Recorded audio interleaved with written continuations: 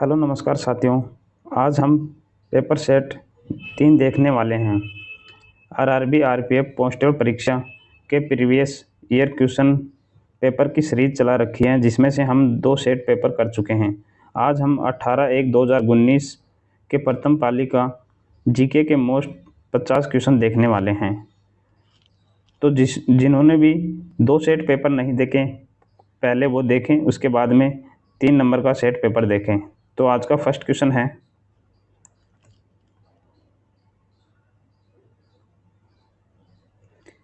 खेल में FILA संगठन किससे संबंधित है? तो इस क्वेश्चन का आंसर रहेगा, यह कुश्ती से संबंधित है। कुश्ती के लिए यूनाइटेड वर्ल्ड रेसलिंग एक अंतर्राष्ट्रीय शासी निकाय है। इससे पहले FILA है, फेडरेशन इंटरनेशनल डेस लुस्ट एसोसिएशन, एक फ्रेंच संगठन के रूप में था। वर्तमान में सितंबर 2024 इसे international federation of associate wrestling style नाम दिया गया है। अगला क्वेश्चन है 2 नंबर, कपास का सबसे बड़ा उत्पादक देश कौन सा है? तो कपास का सबसे बड़ा उत्पादक देश इनमें से चीन है। तो 4 नंबर इसका सही आंसर रहेगा। भारत और चीन इस क्षेत्र में सबसे अधिक कपास उत्पादक देश हैं और इस क्षेत्र के उत्पादन में 70% से अधिक का योगदान करते हैं। भारत के बाद चीन विश्व में कपास का सबसे बड़ा उत्पादक देश है। अगला क्वेश्चन है, फॉर्मूला फर्स्ट में ड्राइवरों को महत्वपूर्ण संदेश देने के लिए अलग अलग झंडों का इस्तेमाल किया जाता है। पीला झंडा दर्शाता है, तो इनमें से पीला झंडा क्या दर्शाता है? इस क्वेश्चन का आंसर रहेगा खतरा, धीमा होना। अगला क्वेश्चन है, निम्नलिखित में से कौन सा वन्य जीव अभयारण्य मध्य प्रदेश में स्थित है? तो इनमें से कौन सा वन्य जीव अभयारण्य मध्य प्रदेश के अंदर स्थित है? तो इस क्वेश्चन का आंसर रहेगा बोरी वन्य जीव अभयारण्य। ऑप्शन नंबर 2 इसका सही है। मानस अभयारण्य वन्य जीव अभयारण्य असम के अंदर है। बांदीपुर राष्ट्रीय उद्यान कर्नाटक के अंदर है। इंद्रावती टाइगर रिजर्व छत्तीसगढ़ के अंदर स्थित है। अगला क्वेश्चन है, आंध्र प्रदेश का लोक नृत्य क्या है? तो आंध्र प्रदेश का लोक नृत्य क्या है? चेरोकन। ऑप्शन नंबर 4 इसका सही है। आंध्र प्रदेश के लोक नृत्यों में गंठा मर्दला, ओटम थेडल, कुचिपुड़ी शास्त्रीय नृत्य है। मोहिनीअट्टम, कुम्मी व छड़ी शामिल हैं। अगला क्वेश्चन है, सेंधा नमक का अपवर्तनांक क्या है? तो सेंधा नमक का अपवर्तनांक होता है 1.54। ऑप्शन नंबर 2 इसका सही आंसर रहेगा। अगला क्वेश्चन है, विरूपाक्ष मंदिर किस राज्य के अंदर स्थित है? तो विरूपाक्ष मंदिर किस राज्य में स्थित है? तो यह कर्नाटक के अंदर स्थित है। विरूपाक्ष मंदिर कर्नाटक के विजयनगर जिले के हम्पी में स्थित है। इसे यूनेस्को की विश्व धरोहर स्थल के रूप में भी शामिल किया गया है। अगला क्वेश्चन है, बराबती स्टेडियम किस राज्य में स्थित है? तो बराबती स्टेडियम उड़ीसा के अंदर स्थित है। यह अंतर्राष्ट्रीय क्रिकेट के लिए एक नियमित स्थल है और उड़ीसा क्रिकेट टीम का घरेलू मैदान भी है ये। अगला 9 नंबर क्वेश्चन है, एशियाई खेलों 2018 में भारत द्वारा जीते गए पदकों की कुल संख्या क्या है? तो कुल पदकों की संख्या क्या थी उस टाइम 2018 के अंदर? 69। ऑप्शन नंबर 4 इसका सही है। अगला क्वेश्चन है, निम्नलिखित में से कौन केंद्र शासित प्रदेश नहीं है? तो इनमें से कौन सा केंद्र शासित प्रदेश नहीं है? तो इसका आंसर रहेगा असम राज्य है, केंद्र शासित प्रदेश नहीं है। भारत में वर्तमान में 8 केंद्र शासित प्रदेश हैं, जिसमें से दिल्ली, अंडमान और निकोबार, चंडीगढ़, दादर और नगर हवेली, दमन और दीप, जम्मू और कश्मीर, लद्दाख, लक्षद्वीप और पांडुचेरी, ये 8 केंद्र शासित प्रदेश हैं। अगला क्वेश्चन है 11 नंबर, निम्नलिखित में से किस ग्रह को विशालकाय ग्रह कहा जाता है? तो कौन सा ग्रह है जिसे विशालकाय ग्रह कहा जाता है? तो इसका आंसर रहेगा बृहस्पति। बृहस्पति, शनि, यूरेनस और नेपच्यून सामान्य रूप से विशाल ग्रह या जोवियन ग्रहों के रूप में जाना जाता है। अगला क्वेश्चन है 12 नंबर। सिडबी का मुख्यालय कहाँ स्थित है? तो सिडबी का मुख्यालय लखनऊ के अंदर स्थित है। ऑप्शन नंबर 3 इसका सही आंसर रहेगा। लखनऊ उत्तर प्रदेश के अंदर स्थित है। भारतीय लघु उद्योग विकास बैंक सिडनी की स्थापना 2 अप्रैल 1990 को भारतीय लघु उद्योग विकास बैंक अधिनियम 1989 के तहत की गई थी। 13 नंबर क्वेश्चन है, विटामिन B3 का रासायनिक नाम क्या है? तो विटामिन B3 का रासायनिक नाम है नियासिन। ऑप्शन नंबर 3 इसका सही आंसर रहेगा। यह पानी के अंदर घुलनशील है, विटामिन B3। अगला क्वेश्चन है, कुवैत की मुद्रा का नाम क्या है? तो कुवैत की मुद्रा का नाम क्या है? इस क्वेश्चन का आंसर रहेगा कुवैत दिनार। ऑप्शन नंबर 1 इसका सही आंसर है। अगला क्वेश्चन है 15 नंबर। ऋग्वेद क्या है? तो ऋग्वेद क्या है? इसका आंसर रहेगा वैदिक संस्कृत में मंत्रों का संग्रह है और ऋग्वेद के अंदर 1028 मंत्र हैं जिन्हें मंडल का नाम 10 पुस्तकों में विभाजित किया गया है। ऋग्वेद वैदिक संग्रह में सबसे बड़ा और सबसे महत्वपूर्ण माना जाता है। अगला क्वेश्चन है 16 नंबर। हरिद्वार शहर खालिस्तान नदी के तट पर स्थित है। तो हरिद्वार शहर किस नदी के तट पर स्थित है? गंगा नदी के तट पर स्थित है।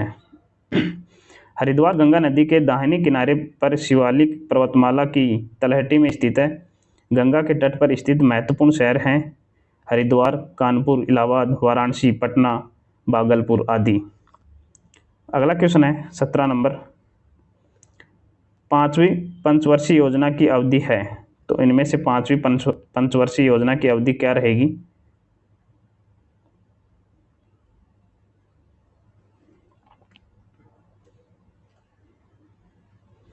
पांचवी पंचवर्षीय योजना की अवधि रहेगी 1774 से 1779। ऑप्शन नंबर 3 इसका सही आंसर रहेगा। 18 नंबर क्वेश्चन है, निम्नलिखित में से कौन भारतीय संविधान की प्रस्तावना का हिस्सा नहीं है? तो इनमें से कौन सा भारतीय संविधान की प्रस्तावना का हिस्सा नहीं है? स्वतंत्रता भी है, समानता भी है, न्याय भी है, लेकिन प्रावधान नहीं है प्रस्तावना का हिस्सा। प्रस्तावना भारत का एक संप्रभुत्व, समाजवादी, धर्मनिरपेक्ष और लोकतांत्रिक गणराज्य घोषित करती है। प्रस्तावना में वर्णित उद्देश्य सभी नागरिकों को न्याय, स्वतंत्रता, समानता सुनिश्चित करना और राष्ट्र की एकता और अखंडता बनाए रखने के लिए बंधुत्व को बढ़ावा देना है। अगला क्वेश्चन है 19 नंबर। हाईडेस्पस की लड़ाई में आयोजित की गई थी तो किस ईसा पूर्व में की गई थी? इसका आंसर रहेगा 326 ईसा पूर्व। हाईडेस्पस की लड़ाई सिकंदर महान और राजा पोरस के बीच 326 ईसा पूर्व में लड़ी गई थी। यह भारतीय उपमहाद्वीप के पंजाब क्षेत्र में झेलम नदी के तट पर हुआ था। अगला क्वेश्चन है 20 नंबर। बौद्ध धर्म में लोटस और बुल का प्रतीक क्या दर्शाता है? तो बौद्ध धर्म के अंदर लोटस और बुल का प्रतीक जन्म को दर्शाता है। ऑप्शन नंबर 1 इसका सही आंसर रहेगा। बुद्ध का जन्म कमल और बेल का प्रतीक है। उनके पहले उपदेश को बोधि वृक्ष और स्तूप के साथ उनके निवारण द्वारा दर्शाया गया है। अगला क्वेश्चन है 21 नंबर। खालिस्तान एक विकास प्रक्रिया है जो व्यापक आधारित लाभ देती है और सभी UNDP और 11वीं योजना के लिए अवसर की समानता सुनिश्चित करती है। तो इस क्वेश्चन का आंसर रहेगा समावेशी विकास। ऑप्शन नंबर 4 इसका सही आंसर है। अगला क्वेश्चन है 22 नंबर। FDI का विस्तार क्या है? तो FDI का विस्तार क्या रहेगा?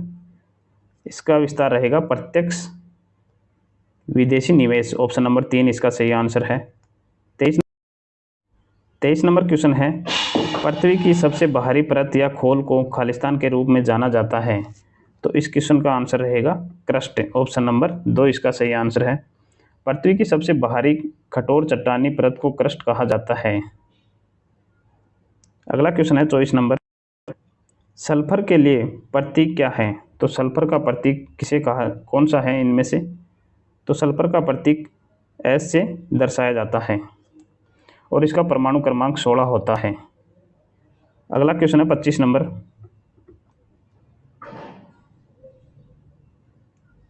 भारत का विधि आयोग एक है। तो भारत का विधि आयोग एक खालिस्तान है। तो इस क्वेश्चन का आंसर रहेगा गैर वैधानिक सलाहकार निकाय, इसे विधि आयोग कहा जाता है। आयोग का गठन मूल रूप से वर्ष 1955 में किया गया था और 3 साल के बाद में फिर इसे गठित किया जाता है। 26 नंबर क्वेश्चन है, चड्डा कप खेल से संबंधित है। तो किस खेल से संबंधित है चड्डा कप। इसका आंसर रहेगा बैडमिंटन। ऑप्शन नंबर ए इसका सही आंसर है। अगला क्वेश्चन है 27 नंबर, निम्नलिखित में से कौन भारत में एक आधिकारिक राज्य भाषा नहीं है।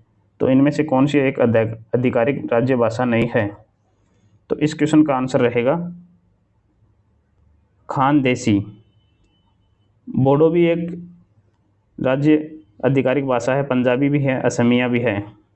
अगला क्वेश्चन है, इयान जेम्स थारपे किस खेल से जुड़े हुए हैं। तो इस क्वेश्चन का आंसर रहेगा तैराकी से। ऑप्शन नंबर 3 इसका सही आंसर है। 29 नंबर क्वेश्चन है, विपिन चंद्र पाल ने कौन सा समाचार पत्र शुरू किया था। तो विपिन चंद्र पाल ने कौन सा समाचार पत्र शुरू किया था। इस क्वेश्चन का आंसर रहेगा न्यू इंडिया, जो साप्ताहिक समाचार पत्र था। विपिन चंद्र पाल को भारत में क्रांतिकारी विचारों के जनक के रूप में जाना जाता है। उन्होंने डेमोक्रेट और इंडिपेंडेंट पत्रिकाओं का संपादन किया। उन्होंने परिदर्शक, वंदे मातरम, भारत न्याय, न्याय भारत व स्वराज जैसे कई अखबार और पत्रिकाएं भी शुरू की थी। अगला क्वेश्चन है, अम्लीय वर्षा तब होगी जब वर्षा का जल पीएच मान से कम होगा। तो किस पीएच मान से कम होगा तब अम्लीय वर्षा होगी। तो इस क्वेश्चन का आंसर रहेगा 5.6। अगला क्वेश्चन है, किसी दिए गए क्षेत्र के पशु जीवन को खालिस्तान कहा जाता है। तो इसका आंसर रहेगा जीव। ऑप्शन नंबर 1 इसका सही आंसर है। अगला क्वेश्चन है, असम का राज्य पक्षी है। तो असम का राज्य पक्षी कौन सा है इनमें से। इस क्वेश्चन का आंसर रहेगा सफ़ेद पंखों वाली बतख। वर्ष 2003 में सफ़ेद पंखों वाली बतख ने असम के राज्य पक्षी का दर्जा प्राप्त किया गया। किस सन के अंदर, 2003 के अंदर। अफगानिस्तान की राजधानी क्या है। तो इनमें से अफगानिस्तान की राजधानी क्या है, काबुल। ऑप्शन नंबर 3 इसका सही आंसर है। अगस्त 2021 में काबुल पर तालिबानियों लड़ाकों ने कब्जा कर लिया है। अगला क्वेश्चन है 34 नंबर, खालिस्तान वाला व्यक्ति के पास वस्तुओं को स्पष्ट रूप से देख सकता है लेकिन दूर की वस्तुओं को अलग अलग नहीं देख सकता। तो इस क्वेश्चन का आंसर रहेगा निकट दृष्टि दोष। ऑप्शन नंबर 4 इसका सही आंसर है। निकट दृष्टि दोष एक सामान्य दृष्टि की स्थिति है जिसमें व्यक्ति अपने पास की वस्तुओं को स्पष्ट रूप से देख सकता है लेकिन वह दूर की वस्तुओं को नहीं देख सकता। मायोपिया या निकट दृष्टि दोष तब होता है जब आंख दूर की वस्तुओं पर ध्यान केंद्रित करने की क्षमता खो देती है क्योंकि लेंस में लंबी फोकल लंबाई नहीं होती है। अगला क्वेश्चन है 35 नंबर,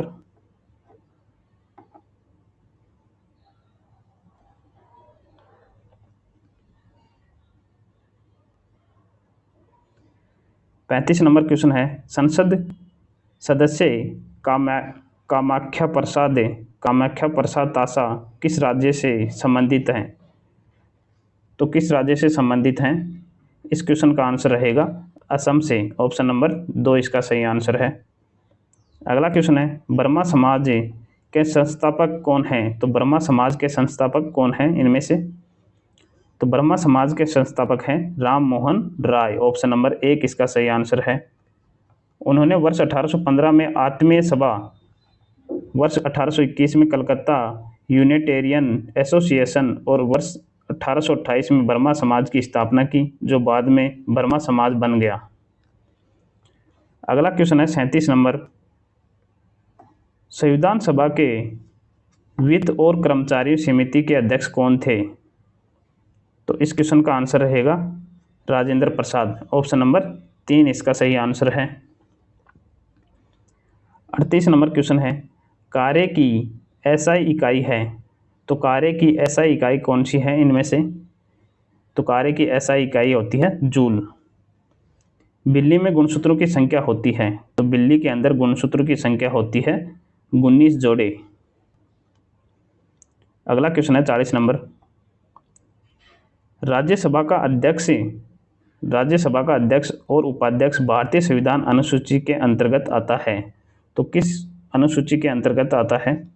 इसका आंसर रहेगा दूसरी अनुसूची के अंतर्गत। अगला क्वेश्चन है, सुंदरवन बायोस्फीयर रिजर्व कहाँ स्थित है?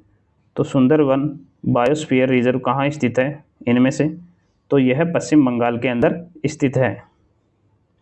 सुंदरवन विश्व का सबसे बड़ा डेल्टा और मैंग्रोव वन है। अगला क्वेश्चन है, ऊतकों के अध्ययन को कहा जाता है।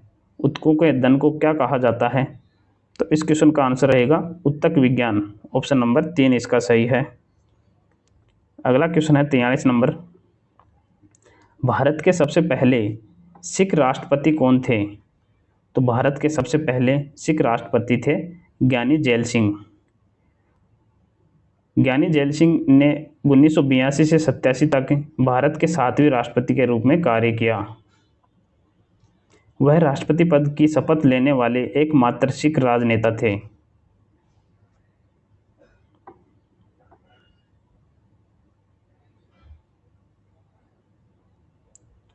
चौवालीस नंबर क्वेश्चन है, विश्व धरोहर स्थल एलोरा गुफाएं किस राज्य में हैं?